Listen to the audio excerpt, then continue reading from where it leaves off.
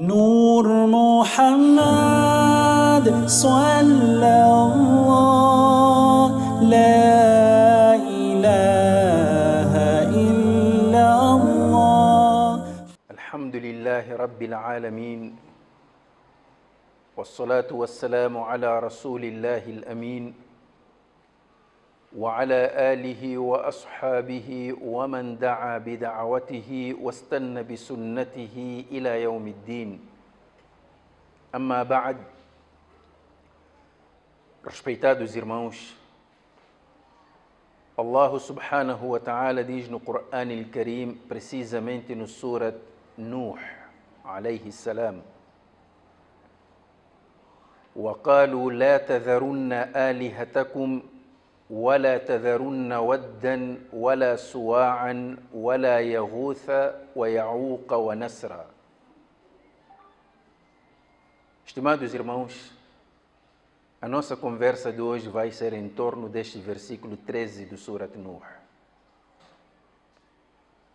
وَقَالُوا لَا تَذَرُنَّ آلِهَتَكُمْ.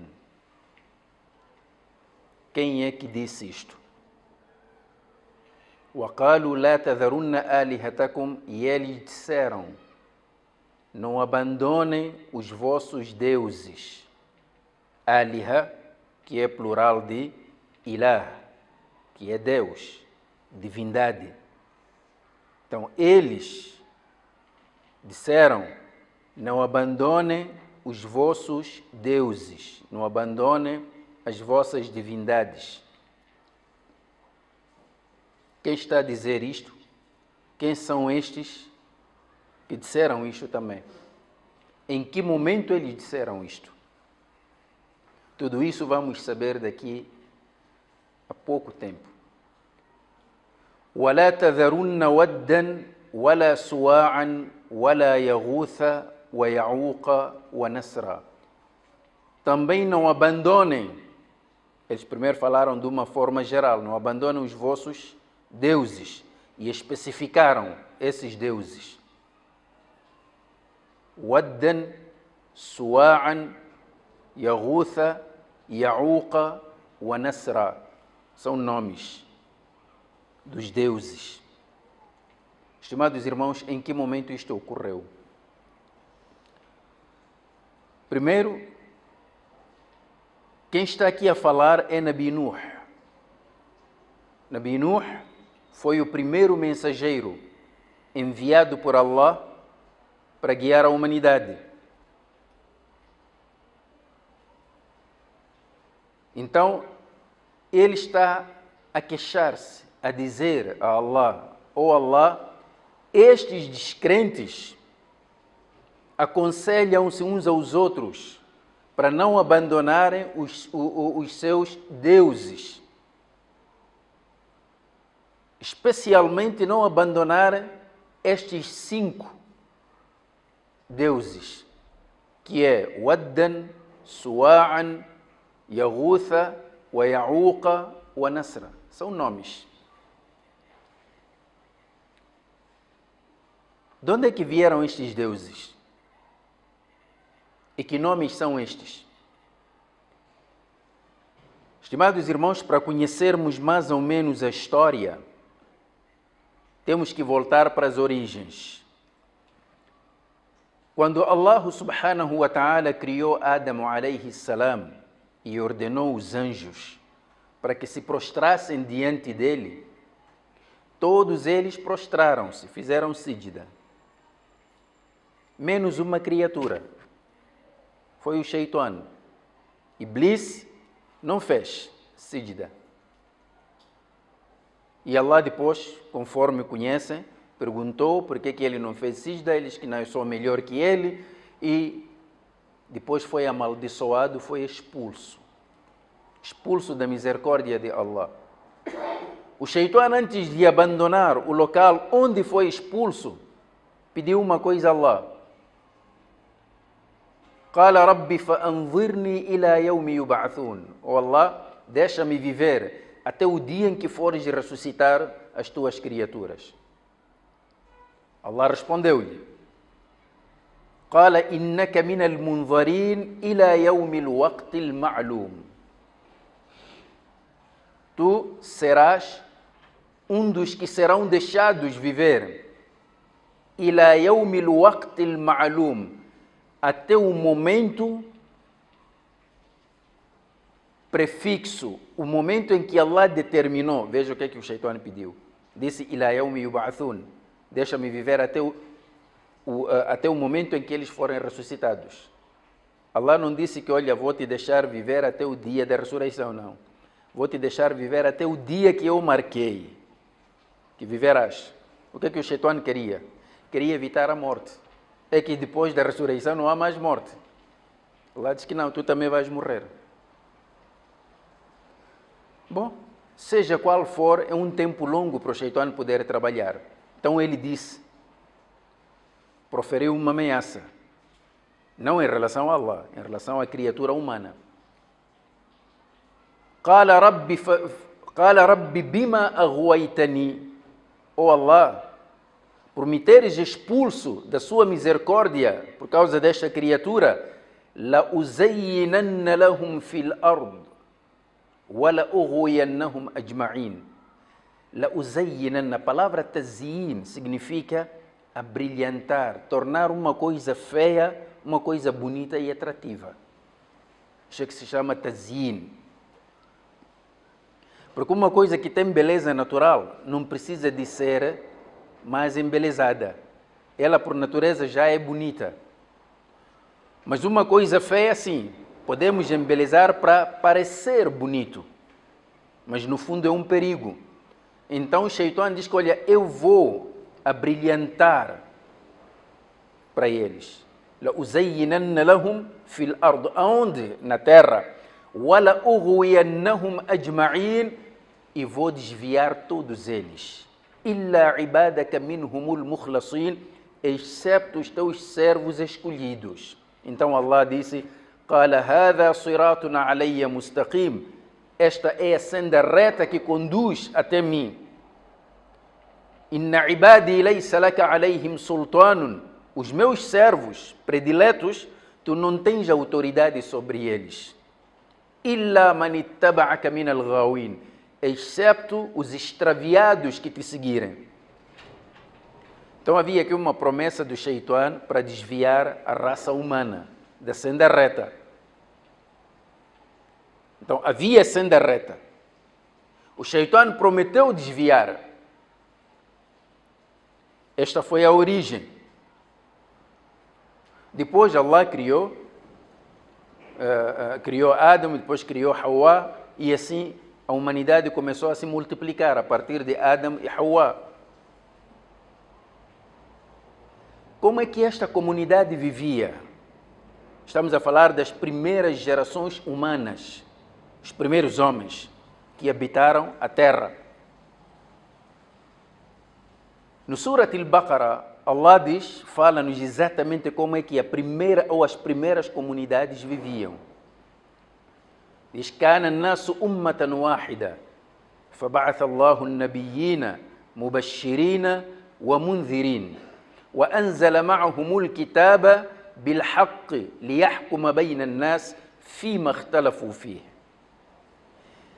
As pessoas constituíam uma só nação.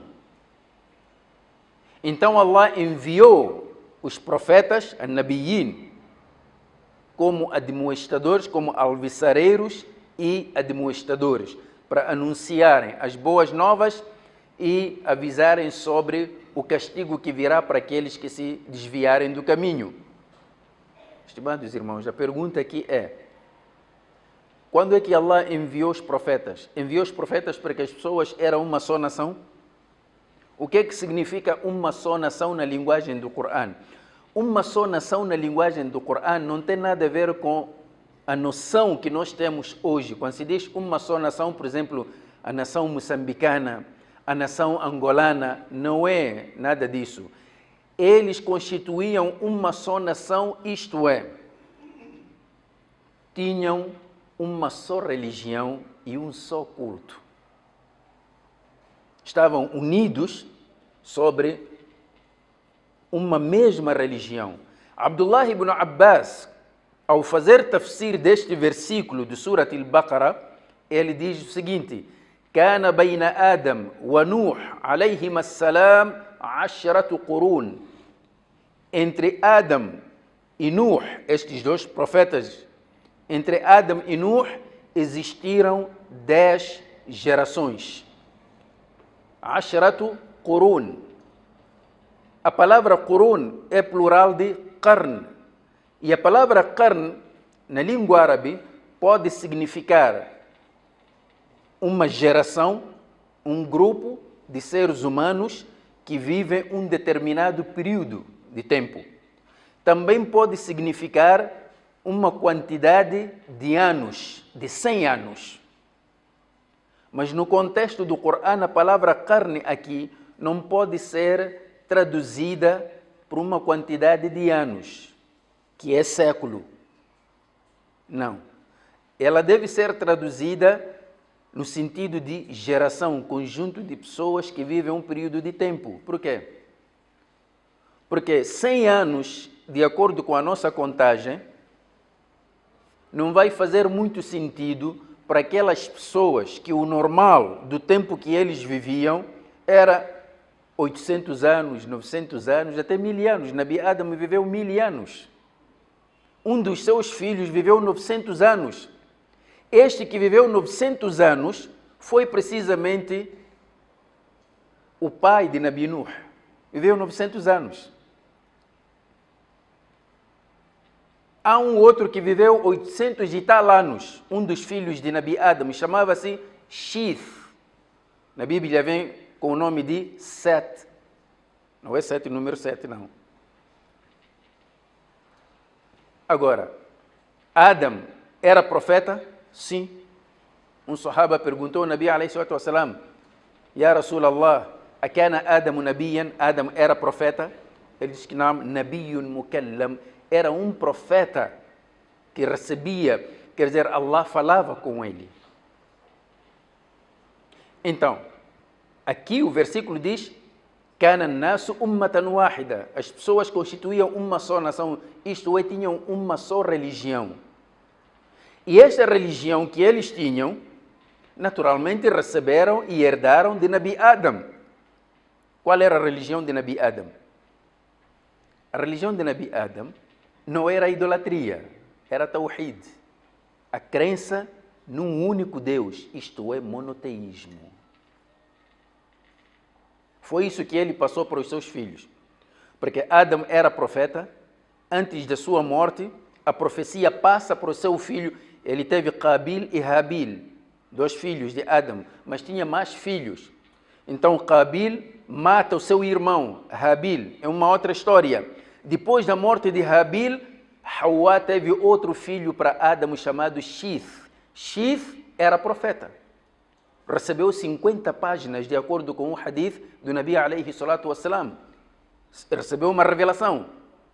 Então a profecia de Adam passa para o seu filho Shith. Entretanto, no tempo de Nabi Nuh vai acontecer o dilúvio. Então, entre Adam até Nuh, a única descendência de Adam que sobreviveu foi da linhagem de Shith. Então, a humanidade toda veio da linhagem de Shith. Os outros simplesmente extinguiram-se. Então, foi isto que ele deixou. Então, viveram, conforme Abdullah ibn Abbas diz, كان بين آدم ونوح 10 قرون. Haviam 10 gerações entre Adam e Nuh, كلهم على الإسلام. Todas elas, aquelas gerações, estavam a viver o Islã, isto é, a submissão à vontade de Allah único. Então, quando Allah envia os mensageiros, não é porque as pessoas eram uma só nação. Envia os mensageiros, os profetas, porque as pessoas depois dividiram-se, conforme o versículo do Surat Yunus. وَمَا كَانَ النَّاسُ إِلَّا أُمَّةً وَاحِدًا فَاخْتَلَفُوا. As pessoas eram só uma só nação, que depois divergiram-se. Foi por causa da divergência que Allah enviou os mensageiros para reporem a verdade. Agora, quando é que ocorreu esta divergência? Estimados irmãos, nós estamos a falar aqui de 10 gerações, que não é nada pouco. Mas esta parte da história, estimados irmãos, conforme as indicações do Corão, vem nos trazer uma outra realidade que contrasta com aquilo que nós aprendemos na escola. Nós aprendemos na escola que as primeiras comunidades humanas não tinham linguagem, não tinham civilização, eram homens primitivos das cavernas. Não foi isso que estudamos na escola? Eram primitivos. Tanto que outros cientistas já começam a escrever livros para provarem que a primeira religião que o ser humano conheceu foi a idolatria, o politeísmo, a crença em multiplicidade de deuses, que depois foi evoluindo até chegar ao monoteísmo. Por quê? Porque eles pensam que o monoteísmo começa com os hebreus. Entre a informação do Corão e a informação que recebemos na escola, não há como conciliar aqui. Quem está a dizer a verdade? Mas o Corão depois vai nos dar a resposta. Você está livre. Queres aceitar o que é que o Corão diz? Aceita como verdade. Se aquilo que o Corão diz é verdade, então a outra informação é mentira. Se aquilo que hoje, infelizmente, é nos ensinado em nome da ciência for verdade, então o que o Corão está a dizer é mentira. Cabe a nós escolhermos. Mas o próprio Corão, no Surat Al-Kahf, Allah já nos diz: "Ma ashhadtuhum khalqa as-samawati wal-ard, wala khalqa anfusihim, wama kuntu muttakhidha al-mudillina aduda." Eu não os tomei como testemunhas quando criei os céus e a terra, até quando os criei eles próprios. Não testemunharam. Só Allah que sabia o que é que ele fez. Muito menos adotei a eles como auxiliares. Agora vamos dizer que aquele que criou não conhece quem criou, como é que viveu. Vem a criatura e diz que não, nós éramos primitivos, partimos de um macaco. Não é isso que nos ensinam na escola? Teoria da evolução? Que o ser humano estava lá nas cavernas. Estimados irmãos, reparem, a civilização atual, quantos anos tem? Quer dizer, os seres humanos agora vivem entre 60 e 70 anos, conforme o Nabi a.s.w. dizia, e esta evolução toda, evolução tecnológica, científica, é uma coisa recente. Estamos a falar a partir do século XIX para cá, ou mais do século XVIII para cá. Quer dizer, o homem conseguiu evoluir de tal maneira como é possível que 10 gerações que viviam mais do que nós, durante este período todo de 10 gerações, estavam nas cavernas. Como é possível? Hoje, há cientistas que já estão a admitir a possibilidade de que naquelas 10 gerações antes do dilúvio, chama-se período antediluviano, pode ser que o homem desenvolveu civilizações muito mais sofisticadas do que a nossa. Reparem que Allah, quando enviou Adão para a terra, o que é que disse? وَعَلَّمَ آدَمَ الْأَسْمَاءِ, e ensinou Adão o nome de todas as coisas. Então ele já vinha com a capacidade de aprender. Como é que nós podemos pensar que eles eram ignorantes? Pode ser que hoje a arqueologia, outras ciências também vão buscar aí algumas coisas que não, mas as escavações nada indicam que haviam civilizações antes de 10.000 anos atrás. Hoje, com esta grande civilização que temos, tecnologia, ciência, não temos ainda pessoas que vivem mesmo no estado primitivo? Temos. Então pode ser que nessa altura também haviam comunidades primitivas que viveram nas cavernas, mas não podemos dizer que era um estado que caracterizava toda aquela geração. Havia conhecimento. E pode ser que essas civilizações e o conhecimento que tinham, tudo isso ficou submerso com as águas do dilúvio.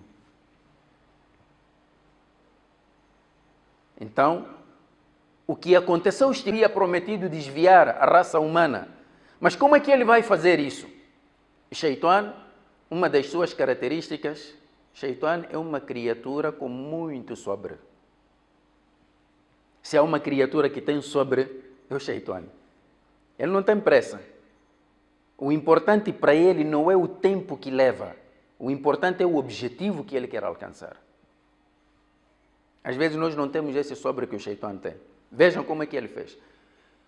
No tempo de Nabi Adam, ainda Adam em vida conseguiu criar este desacordo entre irmãos, Qabil e Habil, tanto que o outro matou o irmão. Mas até ali não adoravam ídolos. Não haviam ídolos.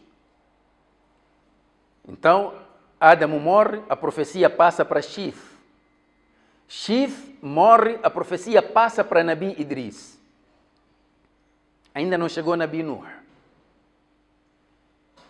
Durante este período todo, e depois da morte destes profetas, ainda não havia mensageiro. Estimados irmãos, há uma grande diferença entre Nabi e Rasul. Nabi é profeta, Rasul é mensageiro, mas todo Rasul passa necessariamente primeiro pelo primeiro estágio. Ele é profeta antes de ser mensageiro. É por isso que se diz que todo mensageiro é profeta, mas nem todo profeta é mensageiro. Então, naquelas comunidades, haviam também pessoas virtuosas, líderes espirituais que orientavam as comunidades. Na ausência do profeta, eles ainda ensinavam e propagavam os ensinamentos de Nabi Adam alayhi salam. Então foi precisamente perto já do tempo de Nabi Nuh que a comunidade passou a se orientar através de líderes, guias espirituais, pessoas virtuosas.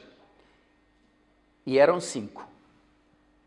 Chamava-se Waddan, Suwa'an, Yaghutha, Ya'uqa wa Nasra. Abdullah ibn Abbas diz que estes eram nomes de pessoas virtuosas que viveram no período entre Adam e Nabi Nuh.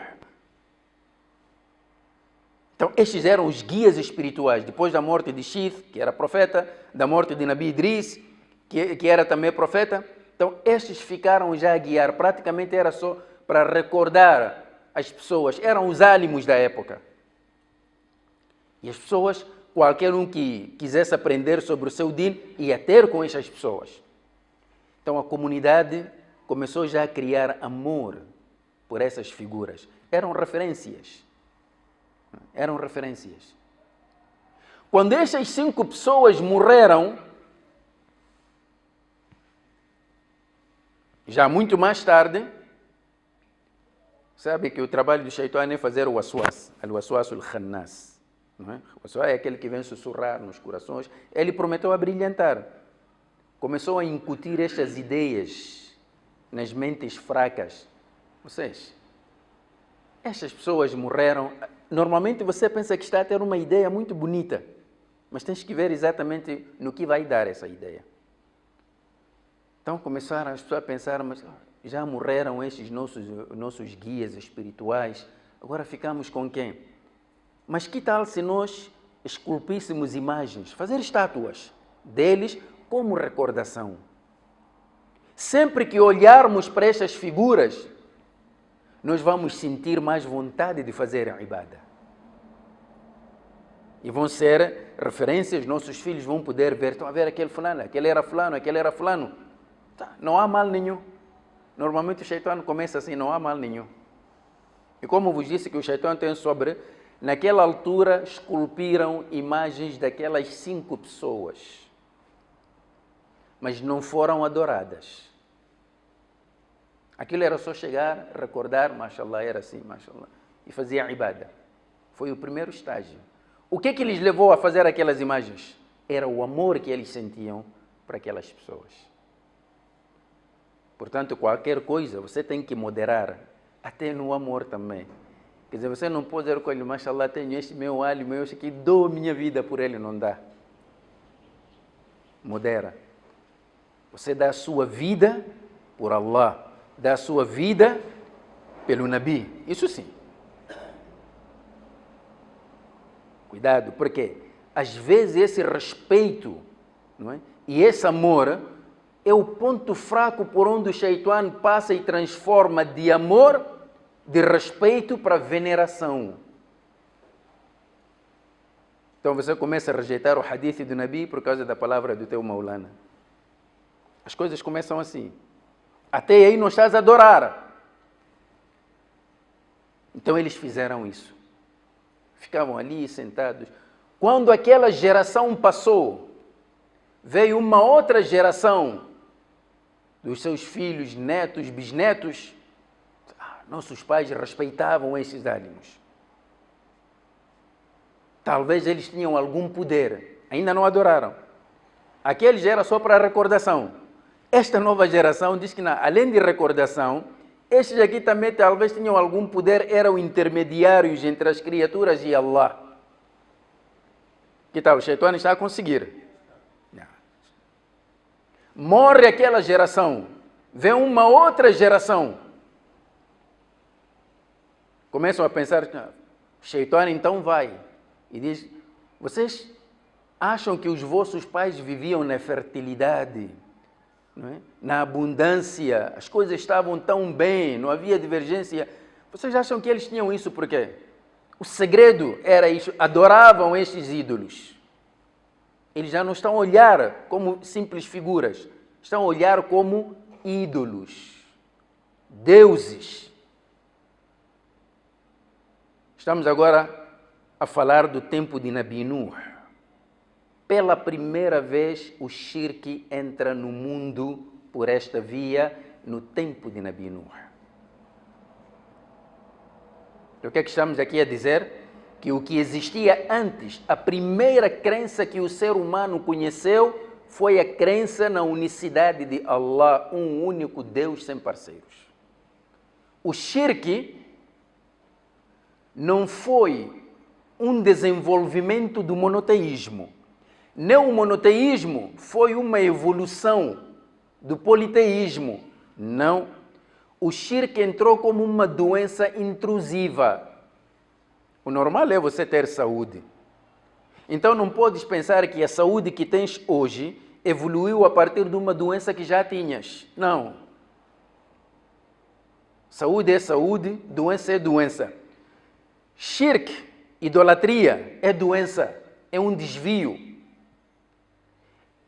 E na história dos mensageiros de Allah, normalmente Allah envia um mensageiro quando aquela nação cai na doença do shirk. Esta é a razão por que Allah enviou Nabi Nuh como o primeiro mensageiro. Os outros já eram profetas. Nuh foi o primeiro mensageiro enviado por Allah para repor a verdade e combater o shirk. E viveu com a missão de expandir o Islã 950 anos, de acordo com o Corão. E sabem, estimados irmãos, durante 950 anos, quantas pessoas ele conseguiu resgatar? Se voltarmos por tafsir de Imam Ibn Kathir, há opiniões, a mais defendida diz que conseguiu apenas 80 pessoas. Já podem imaginar a forma como o Shaitan influenciou e o shirk se enraizou. Não era uma doença qualquer, era uma doença gravíssima. Pela primeira vez o shirk entra no mundo. Então a partir daí, Allah subhanahu wa ta'ala envia Nabi Nuh, trabalhou durante 950 anos, conseguiu 80 pessoas. Até que Allah disse para Nuh, alayhi salam, Ya Nuh, innahu lan yu'mina min qawmika illa man qad aman. Do seu povo, ninguém mais vai te seguir, ninguém mais vai crer, além daqueles que já te seguiram. Para agora. Nabi Nuh parou.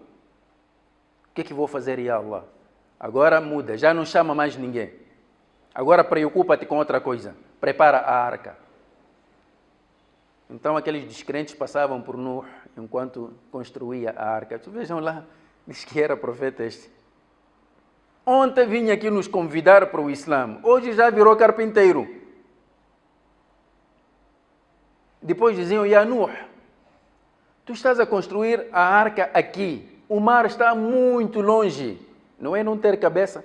Tanto que um deles, quando chegasse, levava o seu filho e ia ter com ele, meu filho, quando eu morrer, o conselho que deixo contigo, nunca acredites neste homem. Era o conselho que eles deixavam. Então ele começou a construir a arca, construiu conforme aquela história toda que conhecemos. Allah mandou entrar na arca quem ele escolheu, algumas criaturas, tudo, e o resto desapareceu da face da terra. Começou uma nova vida. Então, estimados irmãos, aqui nós estamos a falar já da entrada do shirk no mundo e o Shaitan encontrou essa forma para desviar as pessoas conforme a primeira promessa que ele fez. O que eu queria mesmo para vos dizer, estimados irmãos, e para terminar aqui, é que o Shaitan tem várias formas de desviar.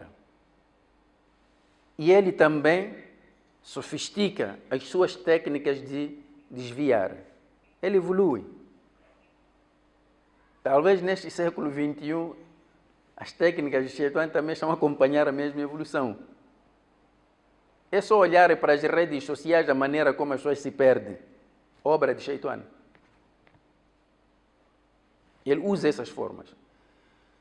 O Shaitan não está preocupado se você faz salat ou não faz. Se deixares de fazer salat, melhor. Mas você pode apegar-se ao salat. Eu nunca vou deixar de fazer salat. Desde que ele consiga destruir a primeira base do seu dini, que é o Tawhid, o resto ele já não se importa. Você até pode dormir no masjid. Não faz caso. A primeira coisa que o Shaitan procura destruir no ser humano é o Tawhid. Sem o Tawhid você não tem vida. É a essência do Islã. E é a coisa que hoje, nos dias de hoje, menos aprendemos. Há pessoas que conhecem muito fiqh, memoriza palavras de imãs, tudo, mas pergunta lá sobre o Tawhid. Não sabe, só sabe dizer que olha, Allah é o único. E depois? Como é que é a natureza desse Tawhid no Islã? Não, eu acredito que Allah é poderoso, Allah criou tudo. Eu acredito nisso, sim. Os árabes também, no tempo do Nabi ﷺ, tinham essa mesma crença. O próprio Corão registrou. وَلَئِنْ سَأَلْتَهُمْ, se lhes perguntares, مَنْ خَلَقَ السَّمَاوَاتِ وَالْأَرْضِ, quem criou os céus e a terra, لَيَقُولُنَّ اللَّهِ, eles dirão que foi Allah. Por que não lhes considerou muçulmanos? Este Tawhid de crer de que Allah é o Criador de tudo, chama-se Tawhid al-Rububiyya. É o Tawhid, a unicidade de Allah na sua qualidade de único Criador e quem mantém o universo. É Tawhid al-Rububiyya. Agora, se você acredita que Allah criou tudo, a quem deves adorar? O normal seria dizer, se Allah criou tudo, é Ele que merece ser adorado. Se você combinar essa crença, a sua crença de que Allah criou tudo, logo, resultado, é Ele que deve ser adorado, está já a entrar no segundo tipo de Tawhid, chama-se Tawhid al-Uluhiyya. Tawhid, a unicidade de Allah na sua qualidade de único Deus, que é Allah. Então, o Tawhid al-Rububiyya está dentro do Tawhid al-Uluhiyya, mas o Tawhid al-Uluhiyya não está dentro do Tawhid al-Rububiyya. Significa isto aqui. Se você tem apenas Tawhid al-Rububiyya, isso não te faz crente. Mas se você tem Tawhid al-Uluhiyya, isso sim vai te fazer crente. Por quê? Porque Tawhid al-Uluhiyya é a parte teórica. Tawhid al-Rububiyya. Tawhid al-Uluhiyya é a parte prática. Então, se a prática não combina com a teoria, logo não existe nenhum Islã. Não existe. Então, esta é a razão porque que para você se tornar muçulmano, você entra por via de Tawhid al-Uluhiyya, La ilaha illallah. Não há Deus excepto Allah. Não há Deus que merece ser adorado, excepto Allah.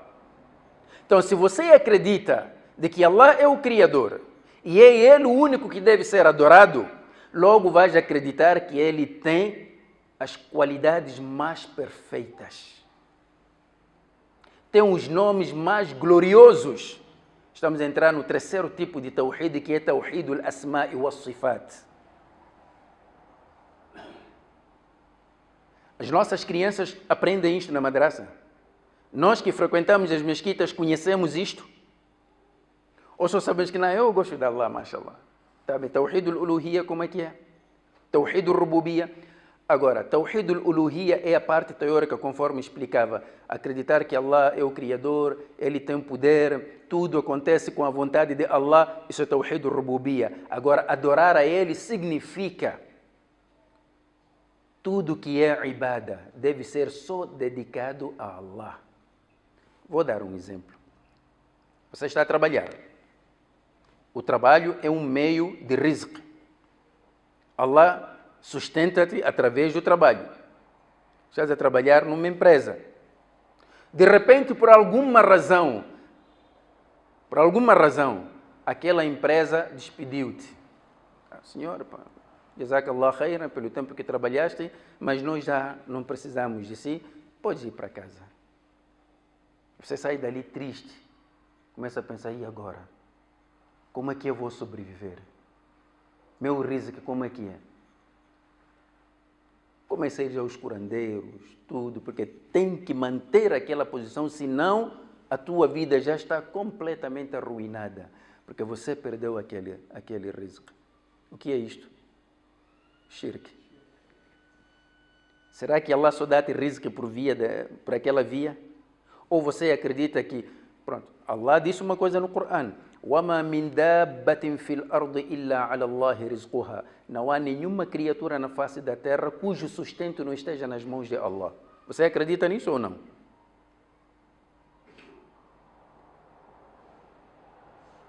Isto é que liberta o ser humano. Esta crença é que liberta o ser humano.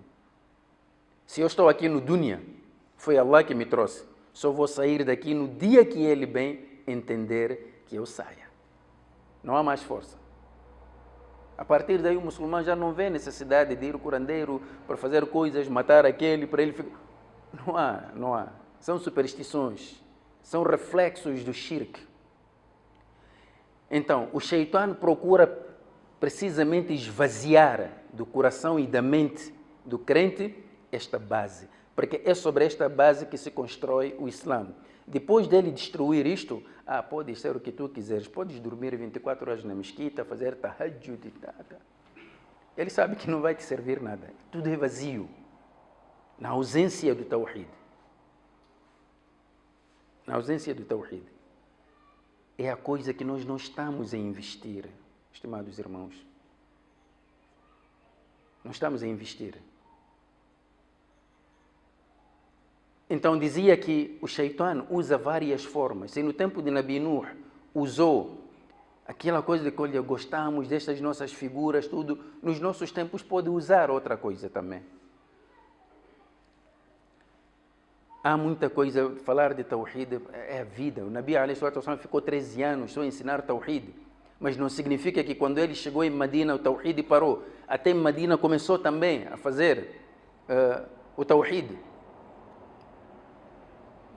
A questão aqui é que o Shaitan, Imam Ibn al-Qayyim, escreveu um livro. Chama-se Talbisu Iblis. Talbisu Iblis significa artimanhas do Shaitan. Por que ele escreveu este livro? E naquele livro, este livro existe ainda até hoje, neste livro ele começa já a colocar grupos humanos. Não é?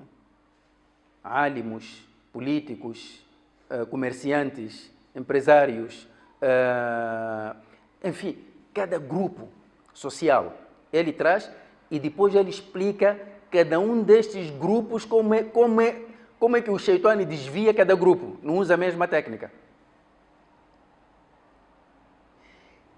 O que é que o Imam Ibn al-Qayyim queria nos trazer neste livro? Ele queria só nos chamar a atenção para nós conhecermos mais ou menos as formas como o Shaitan manipula-nos.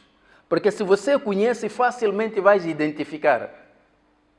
Mas se não conheces as formas como ele ataca, e o Corão já nos falou muito disso, Os hadiths também já nos falaram muito disso. Você vai perceber, então não vais conseguir. Vou-vos dar um exemplo. No 6º ano de Hijra, o Nabi alaihi wasallam assinou aquele tratado de Hudaybiyah. Mas antes disso, enviou Uthman ibn Affan para ir conversar com o Quraysh. Então, quando chegou lá, lançou-se uma notícia de que o Uthman tinha sido assassinado por Quraysh. Aquilo preocupou os muçulmanos, que até o Nabi alaihi wasallam chamou os sahabas e prestaram um juramento de lealdade que ninguém ia fugir, iam atacar o Quraysh para vingar a morte de Uthman.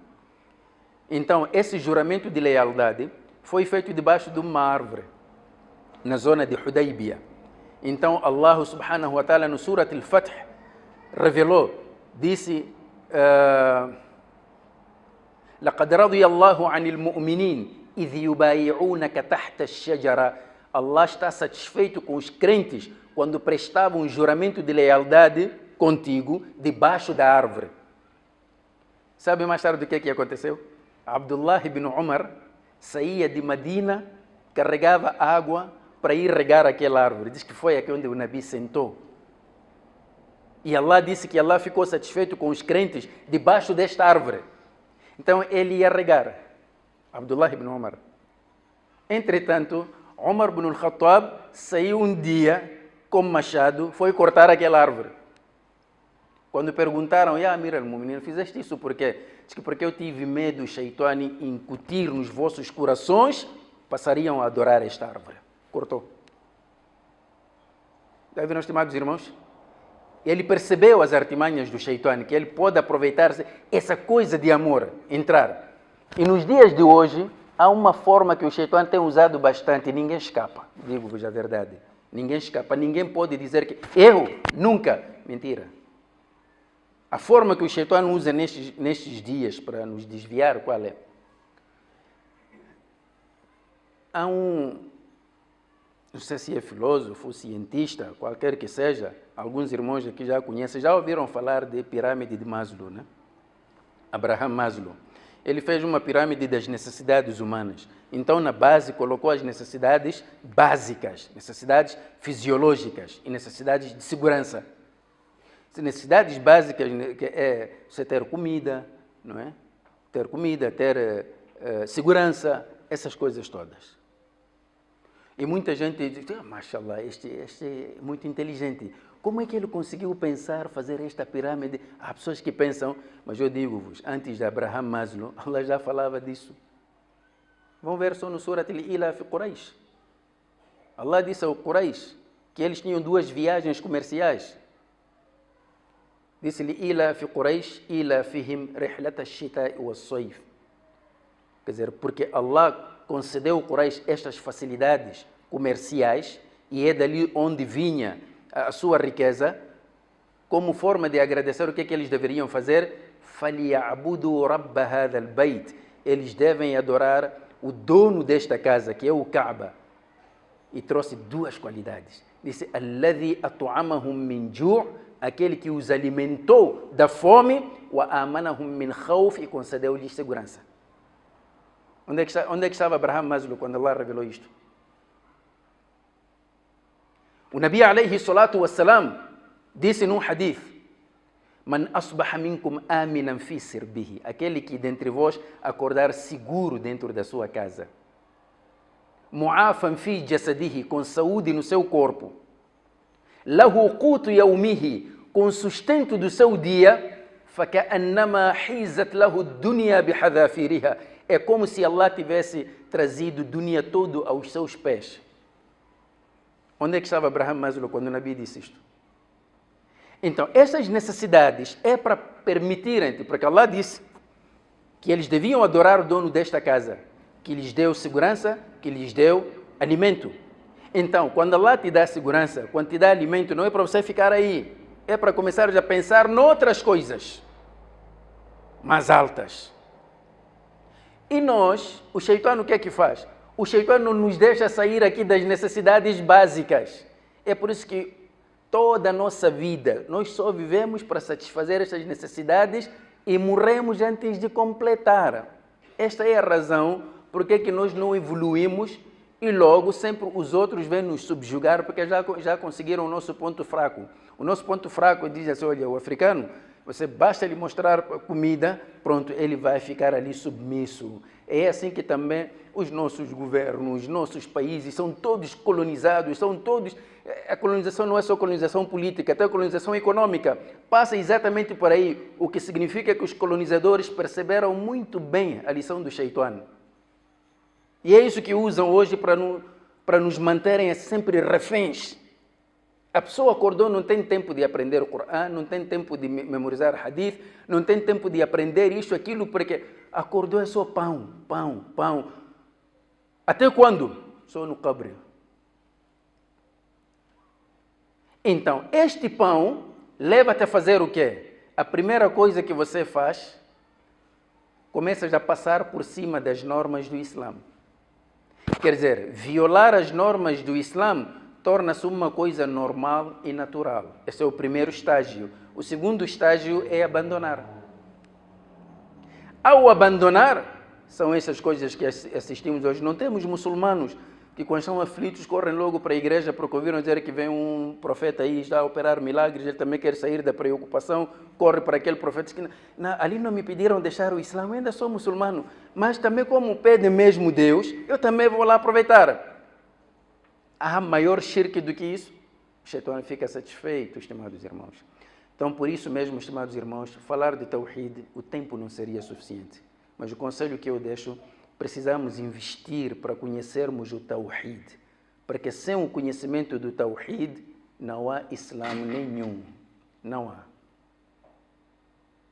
E isso é o que o Shaitan mais quer, destruir. Só isso. E a razão da nossa criação, porque que Allah nos criou, era precisamente por causa do Tawhid, para que nós conhecêssemos de que não há outro Deus excepto Allah e Ele é o único que deve ser adorado. أقول قولي هذا وأستغفر الله لي ولكم فاستغفروه إنه هو الغفور الرحيم والسلام عليكم ورحمة الله تعالى وبركاته. نور محمد صلى الله